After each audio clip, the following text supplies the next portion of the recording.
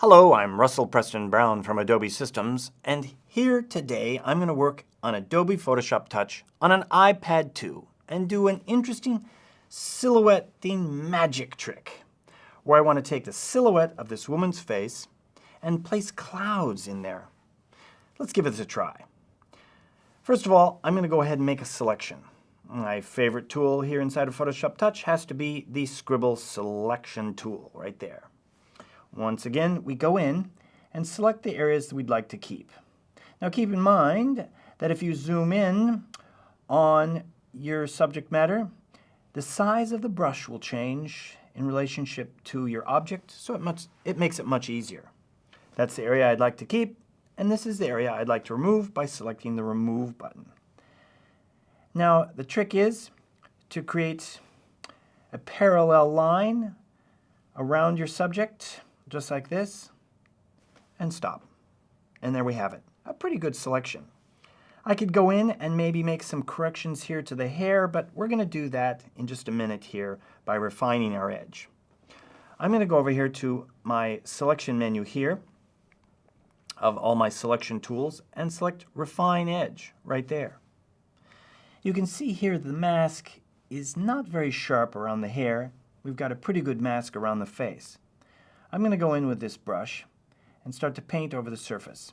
Now that's a little bit large. I'm going to bring the size of my brush down a bit. A little bit smaller brush gives you a little bit more accuracy. That's better.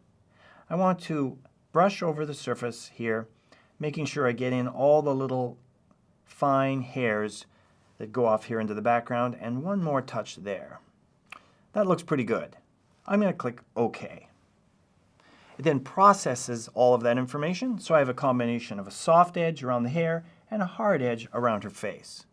It's just great. It's one of the best features here inside of Photoshop Touch. Now let's go in and edit this. From the Edit menu here, let's clear this.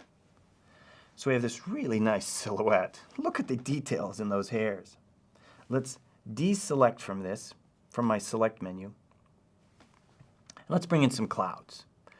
I'm going to go up here to the upper left-hand corner and import some clouds. In this case, let's take a look inside this folder. And I think I've got some really nice clouds down here that I can work with. Right here.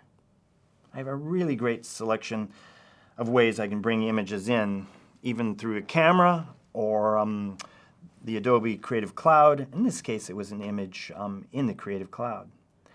You know, I'm not going to alter that quite yet. I'm going to cancel and just click Done, in fact, because I want to change the stacking order here so I can pre-visualize this. I'm going to drag this down below my silhouette. Cool.